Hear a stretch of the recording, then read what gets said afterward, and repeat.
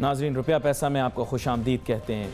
आज जिस मौजू के ऊपर हम बात करेंगे वो है पानी के वसाइल और पानी के मसाइल जो कि हमारे शहरियों को दरपेश हैं, और ख़ास तौर पे पूरे पाकिस्तान के अंदर जो ये पोर्टेबल वाटर है इसका मेजर इशू है। हमारे यहाँ पानी की दस्तियाबी जो है उसके में बहुत सारी मुश्किलात जो हैं उनका सामना करना पड़ता है।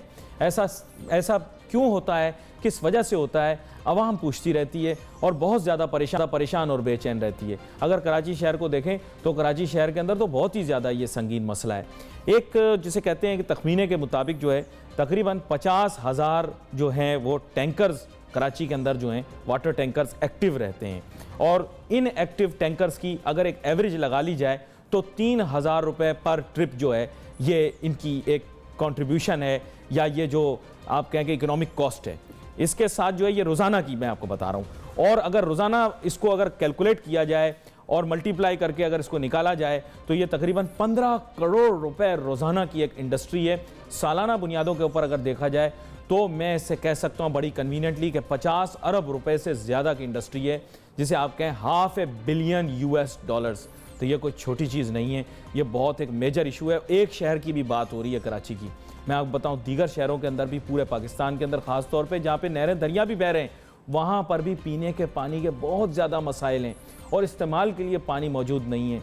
जहाँ दरिया बह रहा है उसके बराबर के अंदर लोग जो हैं उनके पास पीने का पानी मुयस्सर नहीं है। बड़ी हैरानगी होगी आपको ये बातें सुन के।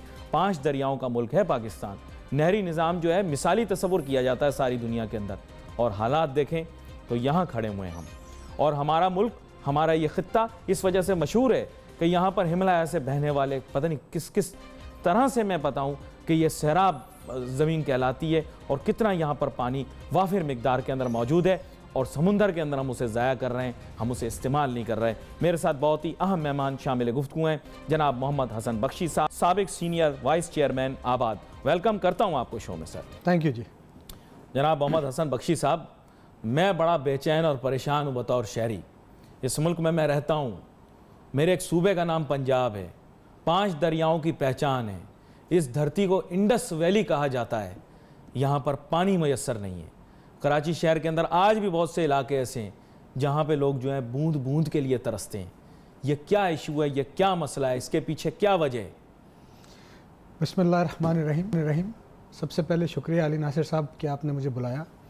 बिल्कुल, पानी एक बहुत बड़ा और इम्पॉर्टेंट इशू सिर्फ पाकिस्तान के लिए नहीं, इस वक्त दुनिया के लिए है। और एक इंटरनेशनल रिपोर्ट के हिसाब से जो पिछले वीक शाया हुई थी, पाकिस्तान हर साल $22 बिलियन रुपए का पानी ज़ाया कर देता है, जिसको उन्होंने स्टोरेज करना चाहिए। और वो पानी की मिकदार इतनी है कि अगर प्रॉपर हमारे पास स्टोरेज का इंतज़ाम हो तो ये पूरा साल ये इस्तेमाल हो सकता है। और वो बंजर ज़मीन जो फल फ्रूट खेत नहीं दे सकती वो भी इस्तेमाल में आ सकती है। आम आदमी को उससे रोज़गार भी मिलेगा और रोज़गार के ज़राए भी बढ़ेंगे। इसी तरह इससे हमारी इकॉनमी भी मजबूत होगी। बट अगर आप ये देखें कि ये क्यों है, ये अगर हम कहें कि ये हालिया हुकूमत या पिछली, ये 50-60 साल का बक है। ये अनफॉर्चुनेटली हमारी जो भी पॉलिटिकल गवर्नमेंट्स रही हैं उनकी तवज्जो ही नहीं रही इतने इम्पॉर्टेंट इशू के लिए। अगर हम जिस तरह टाइम पास होता, डैम्स बनाते रहते, स्टोरेज की फैसिलिटीज़ क्रिएट करते, लाइनें देते, मेरे ख्याल में आज पाकिस्तान को पानी की तकलीफ़ नहीं होती। अल्हम्दुलिल्लाह, जैसे आपने कहा कि हमारे पास एक कंटिन्यूस सप्लाई हिमालय से है, 5 दरियाओं का सपोर्ट है, बट हम इसको पानी को सेव नहीं कर पा रहे। आज कराची की जो कैफियत है, आज जो हम बात करते हैं, कराची में 15 करोड़ रुपए का यौमिया यानी पर डे टैंकर पानी बेचते हैं। आप ये फिगर महीने का करें तो 4.5 अरब रुपए होता है, और साल का ये 50 अरब से ऊपर चला जाता है, सिलसिला बन जाता है, काफी बड़ा सिलसिला। 50 अरब रुपए का पानी बेच के पैसे कलेक्ट किए जाते हैं सिर्फ कराची शहर में। और आप अगर कराची शहर के वाटर बोर्ड जो निज़ाम पूरा कराची को पानी देता है उसका कलेक्शन देखें तो उसका कलेक्शन 1/10 भी नहीं है। कितनी अपग्रेडेशन की इतने सालों में। ये तो गोरा बहादुर का बनाया हुआ निज़ाम था। माजरत के साथ बहुत सारे लोग बुरा मान जाते, कहते गोरा बहादुर क्यों कहते। भाई बुनियादी बात यह अंग्रेज़ों के दौर का जो निज़ाम बनाया हुआ, डमलोटी के अंदर उन्होंने जो है आपको पता है कुओं के ज़रिए पानी यहाँ पहुँचाया। अब तो आई कैन से कि वो ऑब्सोलीट है। उसके अलावा उन्होंने बोला कि जनाब दरिया सिंध का पानी यहाँ कराची शहर में लेकर आएंगे। आपको पता है ज़्यादा दूर नहीं है, आपके बिल्डर दावे जी तक पहुँच जाते हैं थोड़ा सा आगे जाएं जरा, सड़क के अंदर आपको दिखेगा दरिया से। मैं आपको वही बात कहने लगा था, मुकम्मल करने दें मुझे, कि देखिए 5 अरब रुपए का फॉर इंस्टेंस अगर वाटर बोर्ड अपनी बिलिंग करता है और 50 अरब का टैंकर पानी बेचता है, तो ये पानी तो वाटर बोर्ड का ही चुरा के बेचा जा रहा है, इसलिए लाइनों में पानी नहीं है। देखें, चुरा के बेचा जा रहा है, चुरा के बेचा जा रहा है। नहीं, नहीं, उनके पास रसीदें वगैरह होती हैं, रसीदें कितने की हैं वो देख लें कि कितने की बिलिंग उनकी हुई है एनुअल और कितने का पानी बेचा गया है, उसको मैच कर लेना। कोई मतलब ये तो 1 and 1 इलीगल हाइड्रेंट खत्म कर दिए भाई जी, 1 and 1 बहुत सारे खत्म कर दिए और बहुत सारे काम कर भी रहे हैं। 1 and 1 2 ही होगा ना। देखिए बात ये है कि ये पानी क्यों बेचा जा रहा है, लाइनों में क्यों नहीं है। 1,000 गैलन पानी वाटर बोर्ड का रेट है 150 रुपये, और 1,000 गैलन पानी जब मैं टैंकर से खरीदता हूँ तो मुझे मुख्तलिफ इलाकों में मुख्तलिफ रेट में मिलता है। डिफेंस में मिलता है 5,000 में, नाज़माबाद में मिलता है 4,000 में, क्लिफ्टन में मिलता है 7,000 में, जैसा मौसम। तो 150 रुपये की चीज़ जब 6,000, कितनी गहरी जेब, ऐसे बोले आप। और कितने लोग इससे फ़ायदा उठा रहे हैं।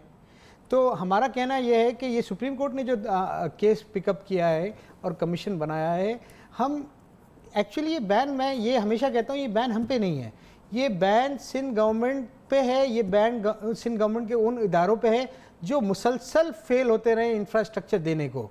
देखिए आबाद या बिल्डर तो अपना काम कर रहा है ना। बिल्डर का तो ये है कि आप बोलेंगे कि 1 लाख रुपए फीस है, 1 लाख फीस भर देता है, बोलते हैं 1 करोड़ रुपए फीस है, वो 1 करोड़ रुपए फीस भर देता है। कोई बिल्डर बगैर उसके काम नहीं कर रहा है। मुसलसल ये डिपार्टमेंट फेल हो रहे हैं, तो इस वजह से तकलीफ हमें हो रही है। अब हम ये कहते हैं कि बिल्कुल लास्ट हियरिंग में मैं खुद भी सुप्रीम कोर्ट में मौजूद था और चीफ जस्टिस साहब वो हियरिंग चला रहे थे और उस बेंच को चेयर कर रहे थे। तो चीफ जस्टिस साहब ने ये कहा कि हमें अंदाज़ा है कि हसास मामले में थोड़ी एहतियात बरतिएगा। नहीं, बिल्कुल, उन्होंने कहा कि हम आपकी बात सुनेंगे, पर हम ये समझते हैं कि पहले सिंध गवर्नमेंट की रिपोर्ट आ जाने दें, उसके बाद हमें एक्चुअल इस मसले का अंदाज़ा होगा। देखिए अगेन मसला हम नहीं है, मसला है सिंध गवर्नमेंट, मसला है सिंध गवर्नमेंट के वो इदारे जो करप्शन की वजह से अपना वो आईनी रोल प्ले नहीं कर रहे, वो अपना काम जिनके लिए वो बनाए गए हैं, जिनके लिए वो तनख्वाहें ले रहे हैं और जिनके लिए वो हर साल बजट ले रहे हैं। मुझे बताएं कि कराची शहर में, कराची जैसे शहर में हर किसी को पानी मिल जाता है क्या? कहाँ आपको, आप एक मिसाल दें ना, पानी नहीं मिलता, टैंकर को फ़ोन करें पानी आ जाता है। पानी स्वाद से टैंकर नहीं लेके आता, पानी कराची की लाइनों से लेके आता है। हमारे मैं आपको मिसाल दूँ, हमारे एक बिल्डर है, वो 1 करोड़ 20 लाख रुपए का पानी लेते हैं महाना। तो हमने उनसे कहा कि आप लाइन क्यों नहीं लेते हो? तो उन्होंने कहा कि जब मैंने वाटर बोर्ड वाले से, मेरे पास सैंक्शन मौजूद है, पर वाटर बोर्ड वाले कहते हैं कि हमें पैसे जो आपसे मिलते हैं ना, उससे ज़्यादा आपकी लाइन तोड़ने के दिए जाते हैं, हर रोज़ लाइन तोड़वाई जाती है। तो ये जिस शहर में ये जिस शहर में ये कैफियत हो ना, तो आप कैसे उम्मीद करेंगे? भाई वेरीफाइबल बात कर रहे हैं आप। मैं आपको बिल्कुल वेरीफाई, मैं उस बिल्डर का नाम भी आपको अगर बोलेंगे वहां पर भी एक प्रोग्राम आपको करवा देंगे जहां पर 1 करोड़ 20 लाख रुपए की वजह से रोज। नाम तो मैंने लेना ही नहीं। मैं तो अलमारूफ फिर भी कह देता हूं, आपको मेरा पता है, मैं अलमारूफ कह देता हूं, नाम नहीं लेता किसी का। खैर यहाँ पर एक चीज़ और भी मैं आपसे पूछूं, चलो पानी की एक बात हुई, अब मैं आपको दूसरी जानिब लाता हूँ। मुझे बताएं, ये कल मुझे एक नौजवान मिले, मैंने उनसे पूछा आम करते हैं, कहते हैं पानी के ऊपर तहकीक करता हूँ। मैंने पूछा आप क्या पता लगा कराची के पानी के बारे में?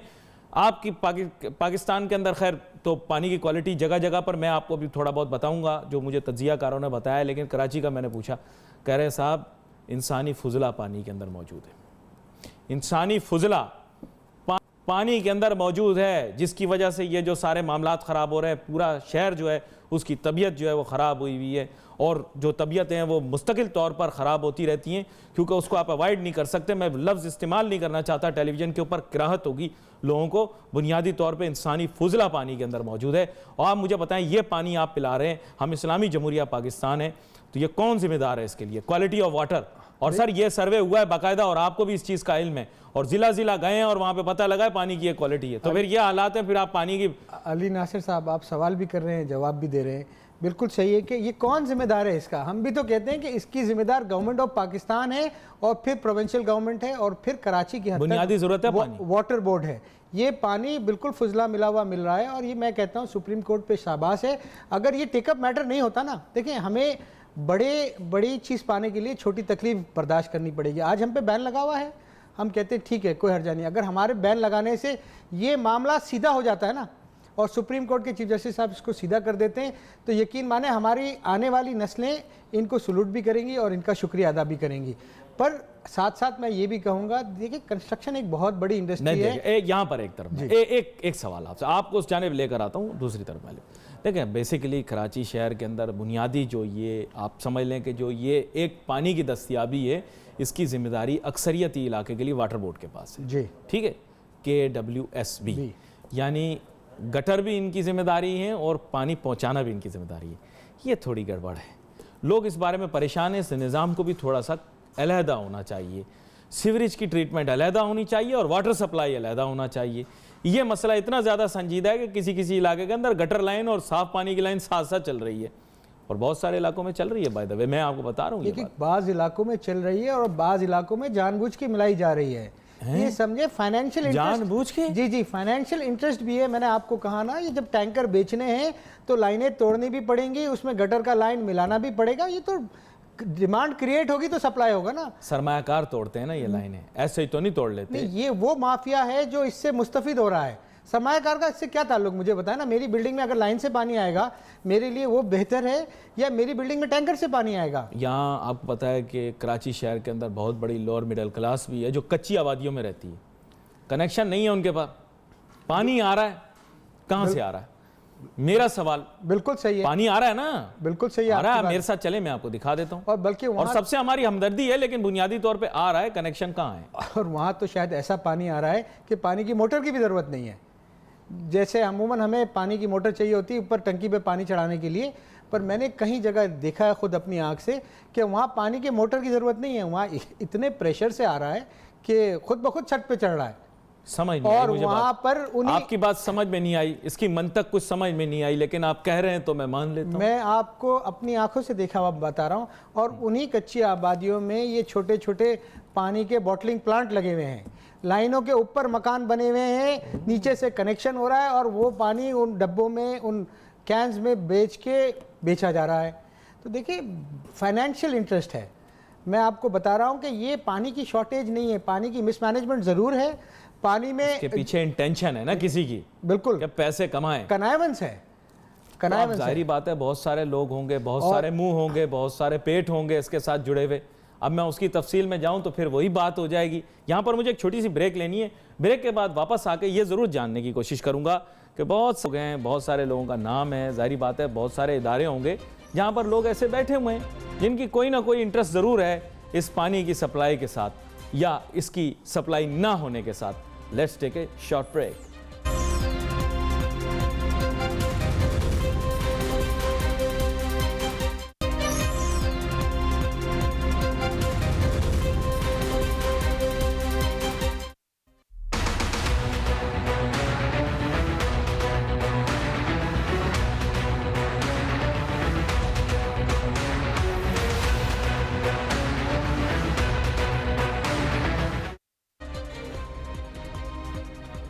नाज़रीन welcome back after the break. गुफ्तगू हमारी जारी है, बात कर रहे हैं हम पानी के वसाइल और पानी के मसाइल के बारे में, और बिलखुसूस कराची शहर के बारे में बात कर रहे हैं जिसके हालात ऐसे हैं कि पानी अगर दस्तयाब भी है तो उसकी क्वालिटी इतनी ख़राब है कि बस क्या कहा जाए। कराहत आएगी अगर मैं आपको बताऊँगा कि जो पानी के जो सैंपल्स हैं उनके अंदर से क्या क्या निकला है और क्या क्या हक़ाइक़ सामने आए हैं। अब हमें ज्वाइन करेंगे बज़रिया टेलीफोन लाइन जनाब कौकब इकबाल साहब, जो कि चेयरमैन हैं consumer association of Pakistan. Welcome करते हैं आपको शो में।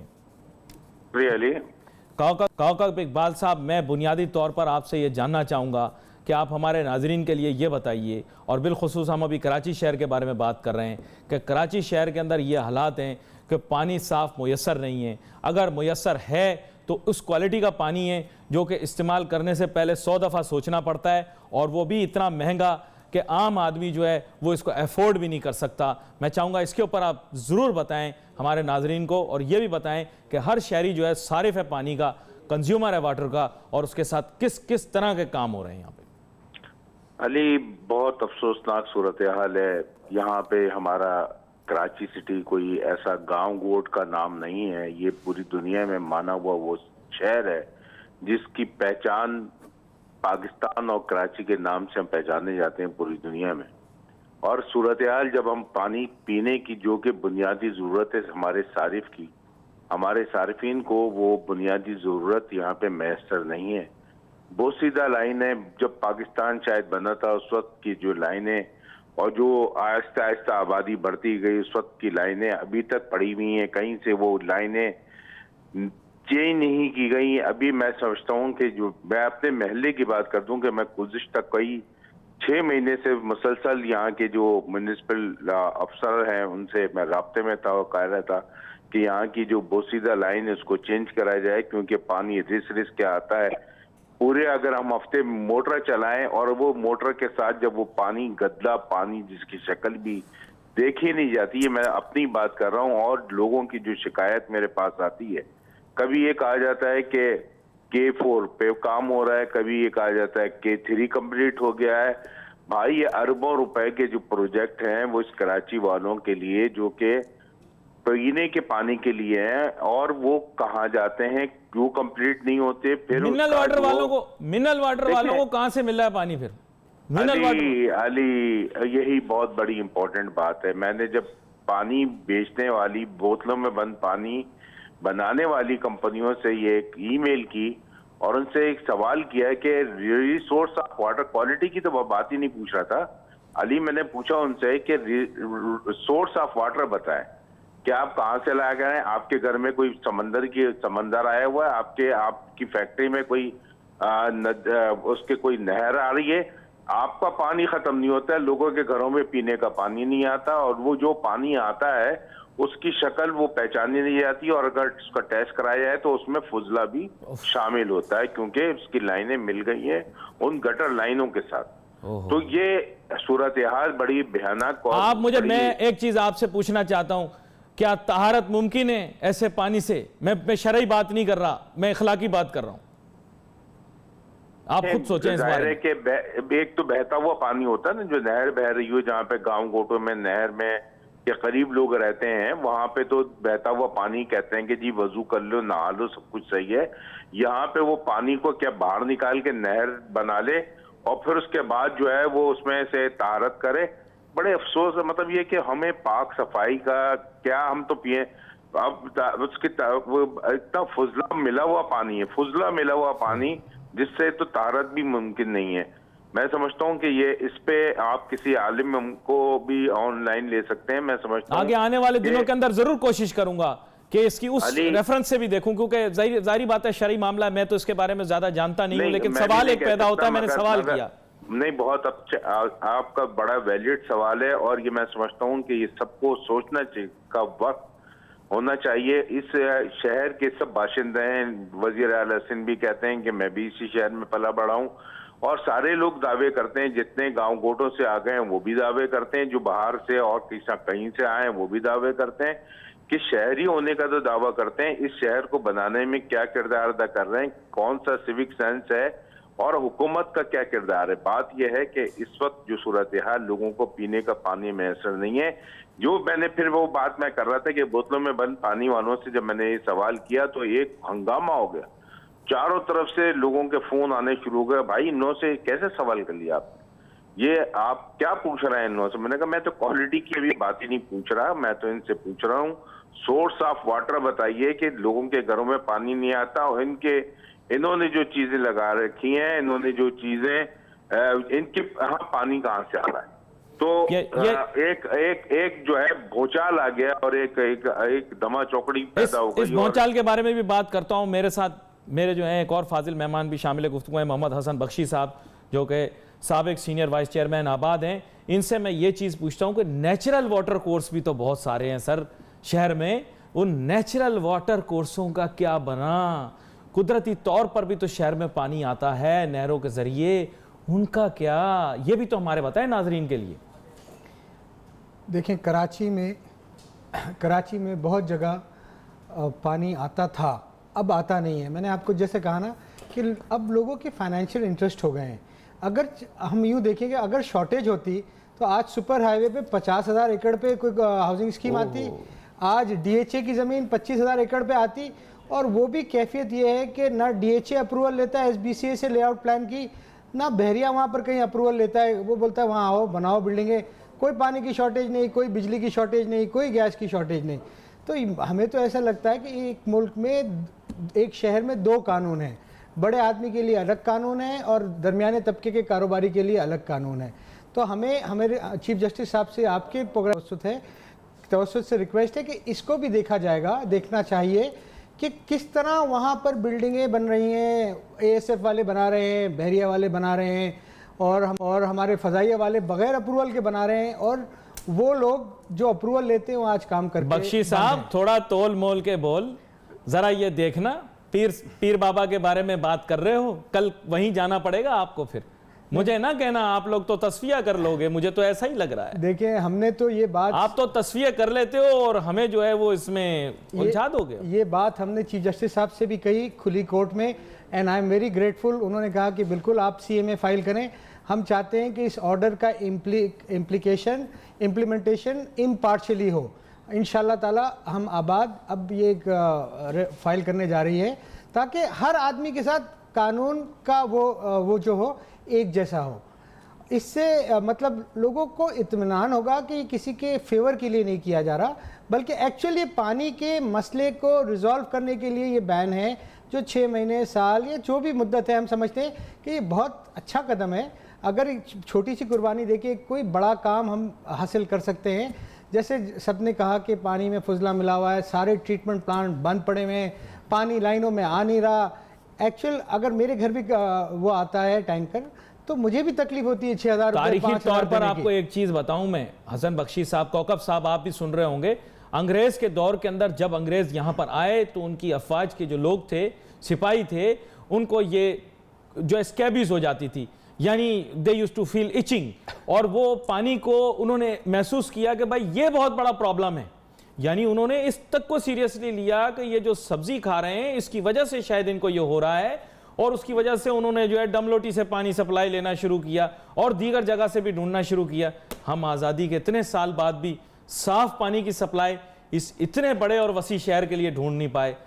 मेरा जहन बहुत ही ज़्यादा परेशान होता है। आज़ादी हासिल करने के बाद असल में हमारे बुनियादी ज़रूरत है हमारी सार्फिन के लिए पूरी दुनिया में, पूरी दुनिया की जो सारिफ है, जहाँ रहता है, चाहे वो मलेशिया रहता है, चाहे वो श्रीलंका में रहता है, चाहे किसी और आबादी में रहता है, किसी और कंट्री में रहता है, उसका बुनियादी हक है कि उसको साफ पानी पीने का, साफ पानी पीने वाला, नहाने वाली की बात नहीं कर रहा हूँ, पीने का साफ पानी। इवन ये कि मालदीव जैसे जहाँ पे समंदर है चारों तरफ, वो भी कहते हैं कि हमें साफ पानी पीने का, और वहां पे लोगों ने प्लांट लगाए हुए समंदर से पानी। और आप दुबई की बात कर लें, UAE की बात कर लें, वहां पे जो है वहां पे देखिए समंदर से कैसे उन्होंने यहाँ पे DHA की रोडों पे जो है वो टैंकर भागे दौड़ते नजर आते हैं, जिससे कई हादसा जन्म ले चुके हैं। कभी DHA ने बोला कि पूछा किसी DHA के अथॉरिटी से लोगों ने कि भाई आपने जो यहाँ पे वो जो समंदर से प्लांट लगाया था वो उसका क्या हुआ, वो जो अरबों रुपए आपके खर्च हो रहे थे, करोड़ों रुपए का उस वक्त का प्लांट था, वो प्लांट कहाँ गया? कोई क्वेश्चन नहीं कर सकता ना। बात यह है कि आप क्वेश्चन करेंगे, आपके पास जो है वो डंडा मारका शुरू हो जाएगा। आपको जो है वो कोई मतलब आप पूछने का हक उससे रखते हैं जब आप बहुत ज्यादा एक मतलब ये कि या तो बोल्ड हो, ये समझ लें कि भाई आप मतलब हर चीज के लिए तैयार हो जाए, तो आप किसी से भी कोई क्वेश्चन कर सकते हैं। या क्वेश्चन करने का किसी से जब ये एक अदालत आलिया का एक जब फैसला देता है, वो एक जज कहता है कि शायद ये जो मैं आज फैसला लिख रहा हूं उसके बाद मेरा क्या होगा ये मुझे नहीं मालूम, तो फिर वो एक आम आदमी क्या कह सकता है।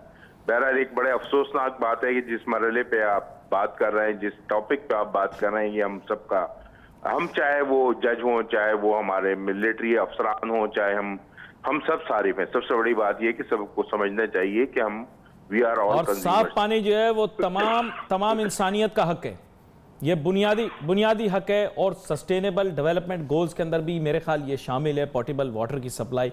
लोग हैरान होते हैं सारी दुनिया के अंदर, जनाब बख्शी साहब, लोग हैरान होते हैं, धरती जो 5 दरियाओं की वजह से मशहूर है, आज वहाँ पर क्यों पानी मुयस्सर नहीं है। छोटी सी ब्रेक लूँगा, वापस आऊँगा और अपनी गुफ्तगू को जारी रखूँगा। Let's take a short break.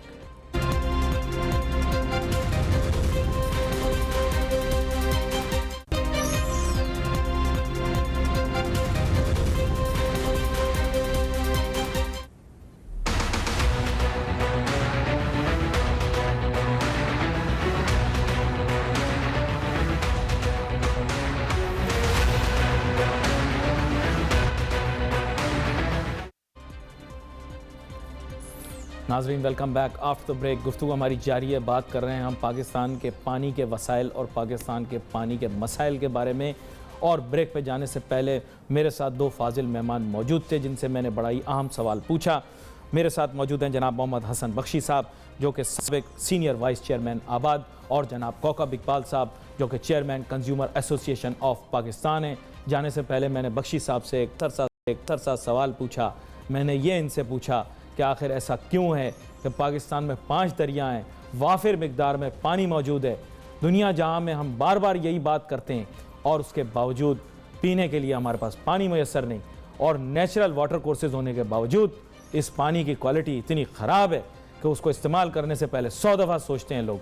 Bakshi साहब, मैं चाहूँगा इस बारे में आप ज़रूर बात करें, और फिर उसके बाद मैं कौकब साहब से भी यही सवाल पूछूंगा। जी देखिए, पानी की क्वालिटी जो आप ख़राब हैं वो एक्चुअली पानी ऊपर से आ रहा है। हम हैं टेल एंड पे, सिंध प्रोविंस हमारा है टेल एंड पे, तो इसमें दो राय नहीं है कि जो पानी ऊपर से फ़्लो होते हुए आ रहा है पंजाब से और दीगर सूबों से, वहाँ पर भी कोई प्रॉपर ट्रीटमेंट प्लांट नहीं है। तो वहाँ को कौन सा इतना को पानी है? लाहौर में कौन सा को पानी इतना ज़्यादा को, बहुत ज़्यादा को पानी साफ है? मैं वही कह रहा हूँ कि वहाँ पर भी चूंकि गवर्नमेंट ऑफ पाकिस्तान ने कभी इस पे तवज्जो ही नहीं दी है, ट्रीटमेंट प्लांट नहीं है उसमें, वहाँ पर उसमें इंडस्ट्रियल फुजला, इधर इंसानी फुजला, उसमें भी इंसानी फुजला होगा। तो वो चूंकि यहाँ पर भी होगा, उसमें टेल एंड पे आ रहा है, एक सर्टन खराब क्वांटिटी आ रही है और हमारे यहाँ भी अनट्रीटेड पानी बहाया जा रहा है। तो ये जो प्रॉब्लम है ये बड़ा मैसिव स्केल पे पूरे पाकिस्तान लेवल पे है। हम समझते हैं कि इसको मिलके बैठ के फेडरल गवर्नमेंट ने भी अपना रोल प्ले करना पड़ेगा, not only Sindh province, provincial government ने भी अपना रोल प्ले करना पड़ेगा और इस मैटर को अंडर द कोर्ट ये हल करना पड़ेगा। अनफॉर्चुनेटली इस मुल्क में कुछ ऐसा निज़ाम हो गया है कि जब तक कोर्ट इंटरवीन नहीं करता मामलात को उतने सीरियसली टेकअप नहीं किया जाता। मैं तो अभी एयर क्वालिटी के ऊपर आया नहीं, अभी तो मैं सिर्फ वाटर क्वालिटी पे चल रहा हूं, वरना एयर क्वालिटी का भी आपको पता है कि स्मॉग ने कैसा मसला पैदा कर दिया था। वाटर क्वालिटी की जब बात करते हैं कौकब इकबाल साहब, बुनियादी तौर पे हम कराची शहर के बारे में बात कर रहे हैं, लेकिन ये याद रखें कि हमारे सुनने वाले, देखने वाले जो है पूरे मुल्क से देख रहे हैं, ऐसा कौन सा कोई VIP पानी मिल रहा है हमारे मुल्क के दीगर हिस्सों में। मैंने बताया आपको कि पहले भी जहाँ पर दरिया और नाले बह रहे हैं और नहरें बह रही हैं, वहाँ भी कौन सा कोई साफ पानी मिल रहा है। इस बारे में भी तो बताएं कि कराची शहर का अकेला मसला नहीं, आप भी पूरे पाकिस्तान की कंज्यूमर सारिफ तंजीम के बारे में बात करते हैं, तो पूरे पाकिस्तान के बारे में बात करें। ये आप बिल्कुल सही कह रहे हैं, क्योंकि जी अली आप जो कह रहे हैं बिल्कुल पूरे पाकिस्तान का मसला है। सारिफ का जो मसला है वो सिर्फ कराची का नहीं है, पूरे सिंध का नहीं है, पंजाब का, पेशावर का, सारा ये जो हमारा KP के है, बलूचिस्तान है।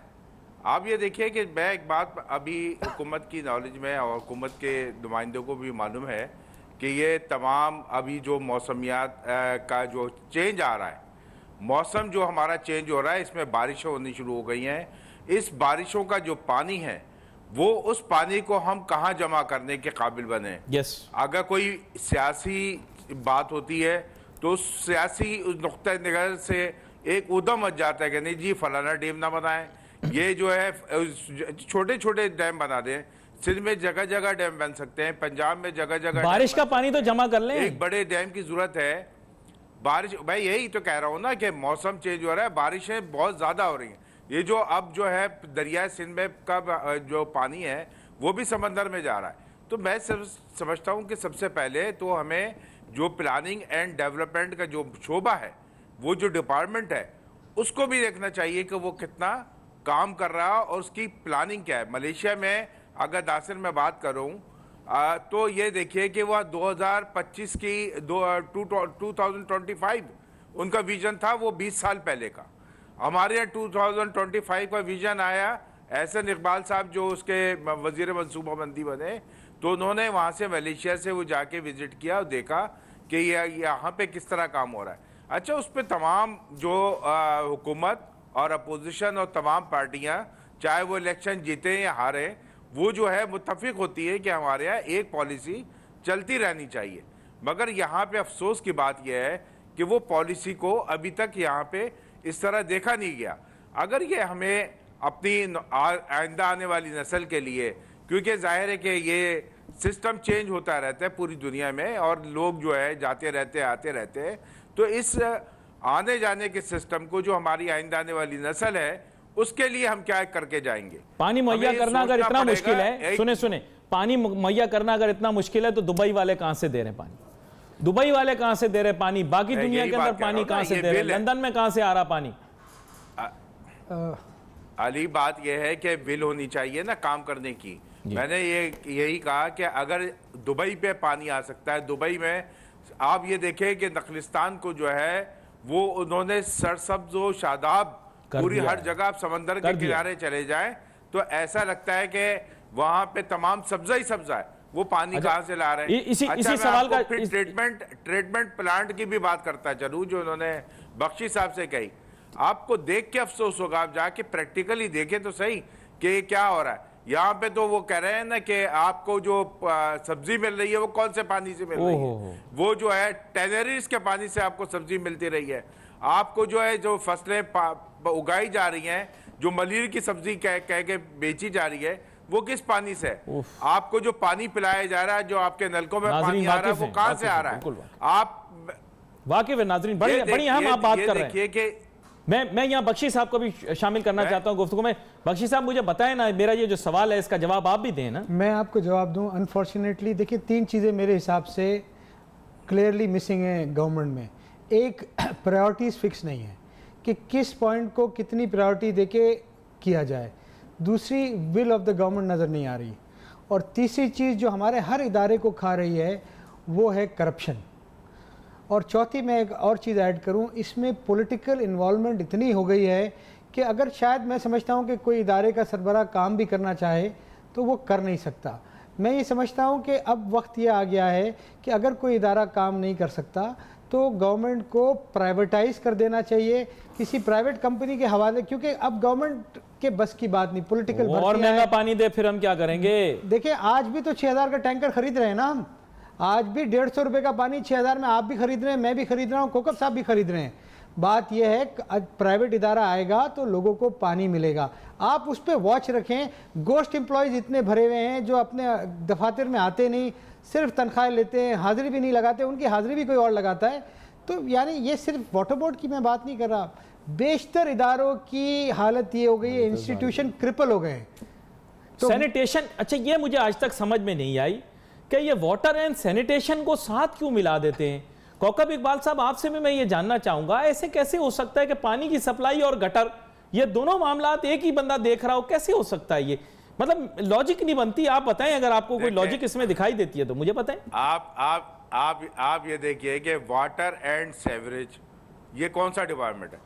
वाटर एंड सेवरेज यानी आप यहाँ पे जो डिपार्टमेंट बनाया गया वो सेवरेज का भी वही है और उसका पानी का भी वही है। ये लॉजिक इन्होंने, गवर्नमेंट ने सोचा नहीं कि पानी का डिपार्टमेंट होना चाहिए अलहदा, वो और सेवरेज का डिपार्टमेंट अलहदा होना चाहिए, मगर उन्होंने कहा कि नहीं, लाइनें हम साथ साथ डालेंगे, क्योंकि अगर पानी मैसर ना आए तो गटर का पानी तो लोग पी लें। तो इसलिए जो है ये वाटर एंड सेवरेज डिपार्टमेंट बनाया गया और इसकी सरबराही ऐसे लोगों को दी गई कि जो बिल्कुल दिलचस्पी नहीं लेते थे।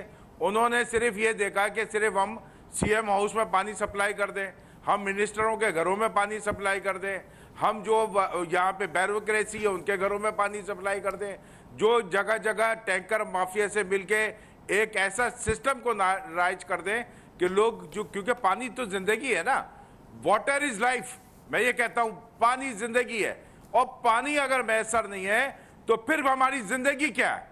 हम किस तरह जिंदगी गुजार रहे हैं? और उसकी जो जिंदगी आगे, अगर किसी की 80 साल की जिंदगी है वो 40 साल की भी नहीं रहती। ये बात बड़ी अहम आपने हाईलाइट की है। बख्शी साहब की जानिब जाऊंगा मैं, बख्शी साहब की जानिब जाऊंगा। बख्शी साहब, मुझे बुनियादी तौर पर अब ये बताएं कि अब इसके सोल्यूशन के लिए, जैसे आपने एक सजेशन दे दिया, लेकिन बुनियादी तौर पर ये जो आपने सजेशन दिया मुश्किल सजेशन है, कोई ऐसा सजेशन भी दें जो साथ में अल्टरनेटिव के तौर पर भी सर्व करे। क्या ख्याल है? देखें, आज 65 साल बाद अली नासिर साहब, हमने मुश्किल इक़दामात उठाने पड़ेंगे। माफ़ करना, अगर आज भी हम ये फ़ैसला कर नहीं पाए कि हमारे हक़ में क्या बेहतर है, भले वो मुश्किल हो, तो मैं नहीं समझता कि ये सिलसिला इस तरह चल सकेगा। इदारों की हालत देखें, आज हमारा गवर्नमेंट, आज हमारी पब्लिक की सोच, इंक्लूडिंग मैं अपनी कहता हूँ, सबकी T20 हो गई है। बस डे टू डे हम चल रहे हैं, जिस दिन जो मसला आया उसको उस तरह हल कर दिया। कहाँ है प्लानिंग, कहाँ है 2050 तक कराची जो 5वीं biggest city of the world है by virtue of its population, किस तरह एक्सपैंड होगी, यहाँ रोड्स के क्या नेटवर्क होंगे, यहाँ पानी का क्या सिस्टम होगा, गैस का क्या सिस्टम होगा, यहाँ पर लोगों की आमद और रफ्त कैसे होगी, यहाँ रोज़गार के ज़राए कैसे होंगे, स्कूल कैसे होंगे, हॉस्पिटल्स कैसे होंगे। देखिए ये सब सोचना पड़ेगा। हमारी बहुत बड़ी पॉपुलेशन है, यूथ का एक बहुत बड़ा बल्ज है, हमको इसको एक अपॉर्चुनिटी बनानी पड़ेगी इन सब के लिए। आप दोनों मेहमानों का बहुत शुक्रिया अदा करूंगा, जनाब मोहम्मद हसन बख्शी साहब और कौकब इकबाल साहब, और कोशिश करेंगे आगे आने वाले दिनों के अंदर भी इस तरह के मौज़ूआत जो ख़ास तौर पे आम आदमी की ज़िंदगी के साथ रिलेटेड हैं उन पर बात करें। We will wait for your messages on Facebook. यहाँ पर अली नासिर को हमारी टीम को इजाज़त दीजिए। अल्लाह हाफिज़।